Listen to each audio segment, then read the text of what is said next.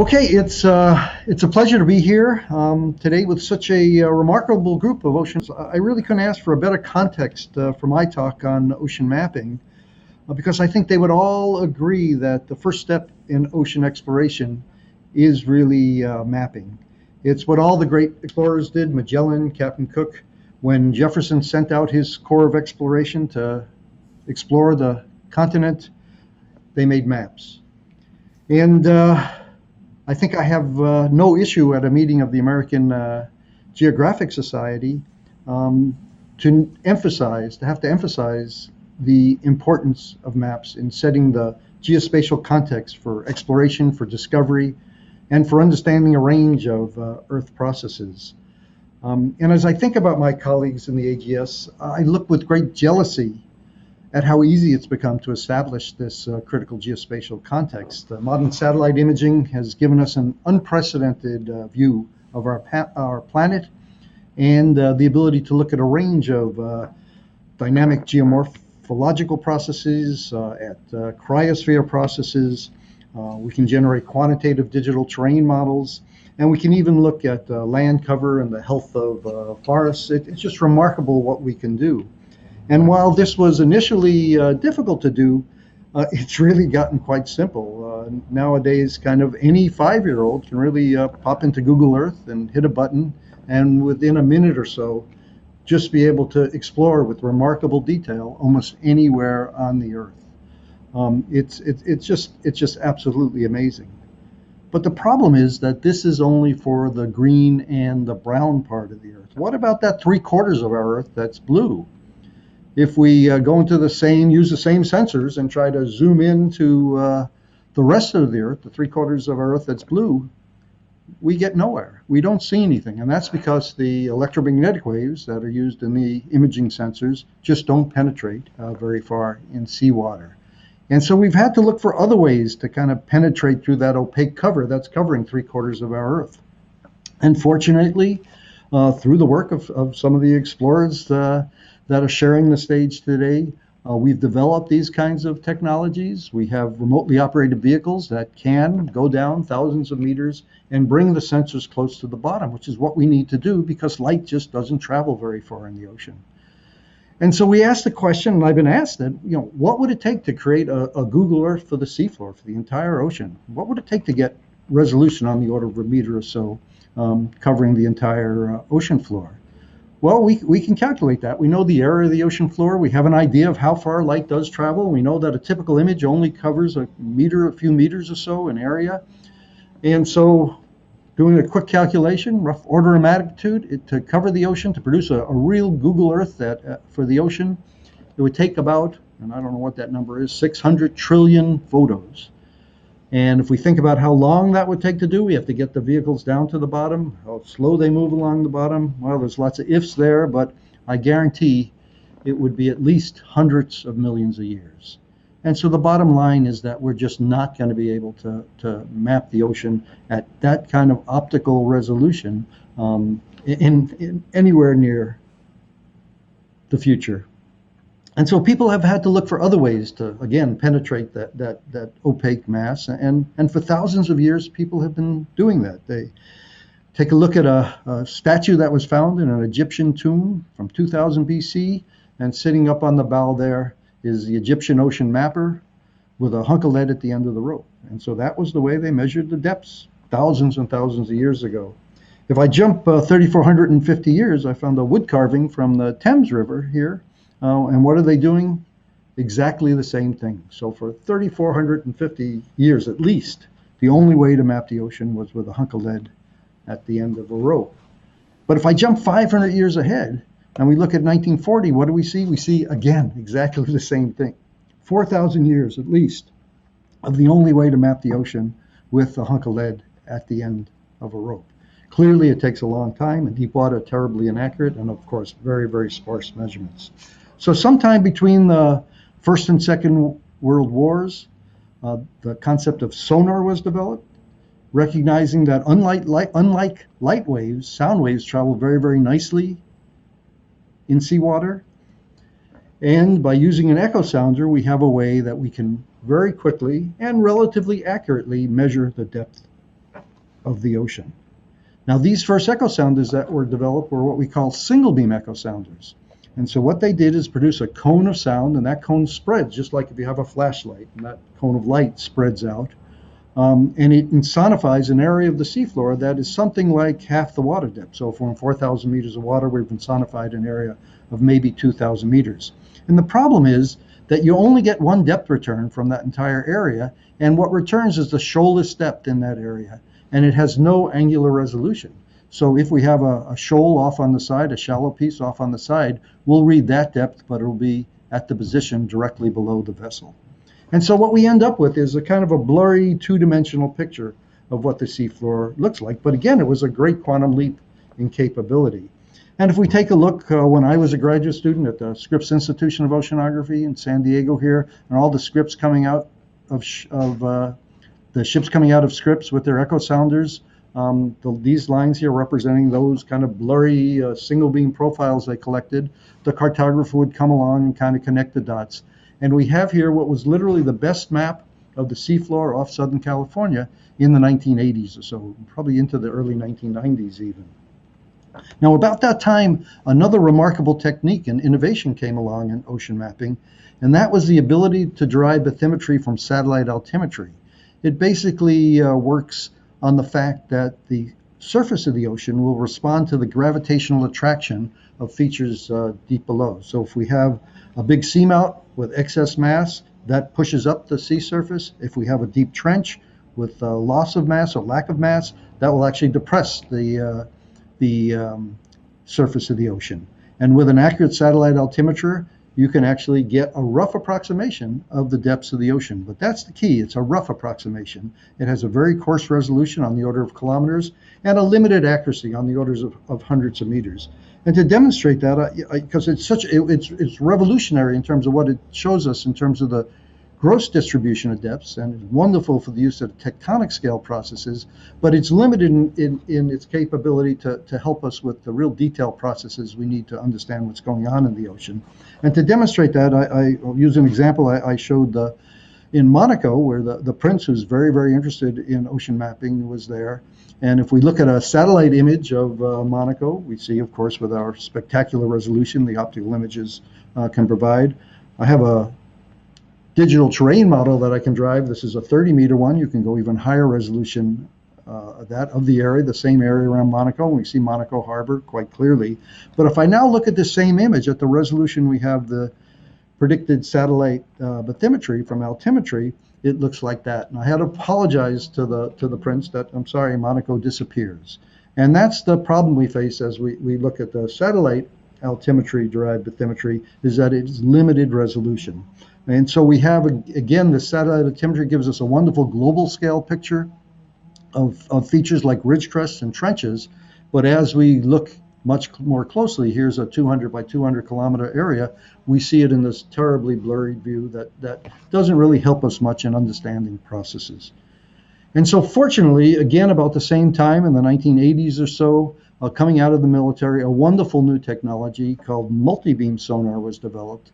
And what Multibeam Sonar does is allows us to use a beamforming technology to insonify a very, very large swath of the seafloor, sometimes 3 to 7 times the depth, the water depth, all at once, and within that swath be able to derive many, many, sometimes hundreds of individual depths with high accuracy. And this really, really changed things. We went from this kind of blurry picture averaging over a large single footprint to now these hundreds of individual soundings across a wide swath. And with concomitant advances in navigation, so we knew where the ship was and we knew where the beams were pointing, motion sensors, because you have this wide swath, you have to very accurately track the motion of the vessel, in computing power and visualization, this really revolutionized our way to look at the seafloor. And if we go back to our 200 kilometer by 200 kilometer piece of seafloor, this is somewhere north of Hawaii, and we take a look at what happens when we just run a single swath through it, we change that to that.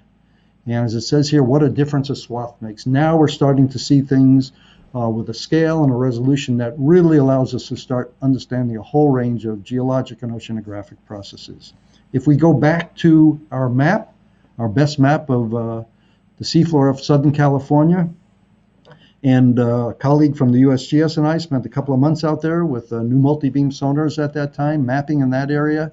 And we can change that map to a map that looks like this. And again, this perspective just totally changes the way we look at the seafloor and the way we can understand processes, providing many, many new insights, canyon processes, mass wasting processes, and so on. And so we really have revolutionized the way we can look at the seafloor. But that's not all. It turns out that these same sonars, as they collect the depth information, and this is depth information off of Hawaii, the Big Island here, and excuse me, not the Big Island. This is Oahu and Pearl Harbor sitting out here, going down to about 800, 900 meters off here. That's the depth information. The sonars also record the amplitude of the return, something we call the backscatter, which gives us not a one-to-one mapping, but some insight into the nature of the seafloor. So we go from where the seafloor is in terms of bathymetry to what the seafloor is in terms of seafloor character. And here, if I put the backscatter on, this was an area where they'd been dredging in Pearl Harbor here, dumping it offshore, and you can actually see at 600 meters individual dredge sites, each one of these circular spots, an individual dredge site. So now suddenly giving us a whole new dimension of information about what the seafloor is. This has been used in a qualitative sense also, looking at backscatter here where there are seep communities, a great exploration tool for looking for seep communities. And what we're trying to do now is push this in a more quantitative sense, much like our hyperspectral scanners for the electromagnetic waves. We're trying to look at both the angular response of the backscatter of the seafloor and at the frequency response of the seafloor to try to come up with ways to remotely predicting what the seafloor material might be. We're not there yet, but it's a very hot area of research and something we have great hope for. But as I say on the commercials, that's not all. There's more. The sonars now in the last few years have also allowed us to image in the water column itself. And while originally developed for looking at schools of fish and looking at the dynamics of schools of fish, we've now found tremendous application, much of it pushed by the Deepwater Horizon spill, in terms of the abilities of these sonars to map gas seeps, natural gas seeps, and man-made gas seeps, and oil leaks too.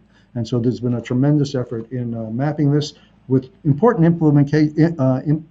implications in terms of methane distribution, as these seeps are typically methane, and the methane concentrations in the water column and potentially even into the atmosphere. Now, not just looking at gas, we can also, in shallow water where there are strong oceanographic contrasts, actually use the sonars to take a look at oceanographic phenomena. And here we're seeing on the top a Kelvin-Helmholtz wave in shallow water, and below an internal wave breaking actually in shallow water. And these are in estuaries where there are strong contrasts of water properties, and we can see that quite clearly. But we have been even more amazed that with now broadband sonars, and we're using not the multibeam in this case initially, but it's what we hope to do with the multibeam, we can now take a look at really subtle oceanographic phenomena. This is something called Thermocline Steps. These result from double diffusion when you have warm saline waters underlying cold fresher waters, and you get these amazing little steps in the temperature salinity profile, and acoustically on the left we can resolve each one of those steps, in this case just a few meters apart. And this is really, again, revolutionizing our ability to look into the water column. We can also, where those steps don't develop, see the mixed layer, the thermocline, and trace that for hundreds of kilometers. And we have a graduate student now working on the Baltic, where she's using the same techniques now and has been able to map out the oxygen minimum layer here, corresponding to a beautiful salinity change. And now for tens and tens of kilometers through the Baltic, can map the distribution of the oxygen minimum layer. And so we're really, really coming a long way, but we are not stopping there. If we look ahead at where we're going with these systems, we are always going to be pushing to increase the bandwidth, the frequency content of them. We hope to have chirp multibeams that give us more information over wider frequency range. We have to start calibrating the multibeams like we do some of the single beam echo sounders. We're going to see more data density, more solutions per footprint. The more the density, the higher the resolution we can produce in terms of the imagery. We'll see new geometries of the sonars. Instead of the fan, why not an annulus that lets us look at the seafloor at different angles all at once? Lots of software improvements, uncertainty improvements, and better processing tools. And I'll mention at the very end the very exciting approach of synthetic aperture sparse arrays coming along. And we're also going to see all kinds of new modes of delivery, particularly with automated systems of our sonars. So I hope I have convinced you that we have come a long way. This is a map that Fontaine Murray produced in 1860 of the Atlantic based on 80 lead line soundings done with a cannonball at the end of a long line, and that was their picture of what the Atlantic looked like. But we have, of course, since that time come a tremendously long way, and here, just looking at the satellite-derived bathymetry, we see this amazing new picture of what the seafloor looks like. But the question is, how much of this do we have that high-resolution multi-beam data, the data that really gives us that insight into processes? And if we go to the national databases and look at the global distribution of high-resolution multi-beam sonar data, it looks something like this. And when you look at it at this scale, it doesn't look all that bad. But let's zoom into an area here where it looks like it's almost complete coverage at this scale. And if we zoom in, what we see is that it's really quite sparse. And the bottom line is that at this point in time, only about 19% of the global ocean is covered by available multi-beam sonar data. And so 81% of it is not. And what would it take to map the whole seafloor? There's a wonderful project going on called Seabed 2030 now that is trying to facilitate the complete mapping of the seafloor by 2030. We've done a quick kind of back of the envelope calculation, and assuming using current technology, we look at the distribution of depths because those swaths get wider and wider as we get deeper. It gets easier to cover area as you get deeper. We're not looking at water depths less than 200 meters because then it gets very difficult because the swaths get narrow, and we have other potential techniques in shallower water to look at depths there. And we look at two end members depending on the swath coverage and the speed of the vessel. But it looks like something like between 70,000 and 127,000 days. And if we look at a typical oceanographic research vessel at about $45,000 a day, we're looking at a cost between $3 and $5 billion to completely map the seafloors greater than 200 meters. And you would say, who in the world would spend $3 billion to map the seafloor? Well, I'll contend we spend that money all the time on mapping other planets. We send missions to Mars to map Mars. We have most of Mars mapped at 20 meter pixel resolution, a lot of it mapped at 1 meter resolution. And a Mars mission typically costs $2 to $3 billion. And I love the fact that we map Mars. It's critical that we map Mars and important that we map Mars. But you'd think we can take one of those Mars mission effort budgets and turn it towards our own planet. And so for Earth, for 81% of it, that's the resolution we have. So how are we going to get this done? Well, we can convince everybody that let's spend $3 billion and do it with current technology, but maybe we can help reduce that cost with technological innovation. If we look at the distribution of costs for our $45,000 ship, we see that a lot of it is a crew, a lot of it is fuel, and so on. If we were to send out an autonomous vessel, say an autonomous mapping barge, which would have a wonderful form factor for getting a very large array out there, and just think of all the other experiments you can do on that, we would cut down the crew costs. We've already reduced the cost by 30% and cut down many of the other costs. It wouldn't have to come in and out of port. Lots and lots of reductions in costs there. But maybe we can go one step further. Maybe we can get rid of some of those other costs. There's a wonderful new vessel out there called a sail drone. These are autonomous sailing vessels. They collect all kinds of oceanographic information, but they're a little small to put a deep water mapping system. Deep water mapping systems are large and power hungry. But if we could have an autonomous sailing system, we would reduce the crew costs, we would reduce the fuel costs, a lot of the consumables. And again, these things can stay out for 6, 7, 8 months at a time. Well, that was a wish a few years ago. We do now have a 22-meter autonomous sailing vessel that has a deep water mapping system on it. And so we're hoping that could bring the cost down significantly. With a 9-month, 12-month mission, we can have 1.6 million square kilometers per year mapped. And just to show you where we are with this, there's actually it not just in a cartoon, but almost being completed, expecting to be in the water, hopefully early in November. You can see the size of this vessel, and that's what you need for a deep water mapping system on the back of it. So everything I've talked about so far has been really just in terms of increasing the technology, increasing the efficiency of collecting the data. But there is something on the horizon which I'm very excited about, which may really demonstrate a quantum leap in capability. And this is a concept that's being worked at Lincoln Labs, and we're happily collaborating with them. And that's the idea of an autonomous sparse aperture multibeam echo sounder. And the idea is to have a number of small autonomous vehicles, some of them receivers, some of them sources, creating a sparse array. And in theory, and I emphasize the in theory part, this should be able to get us on the order of 1 meter resolution in 4,000 meters of water. And that would be a spectacular advance in capability.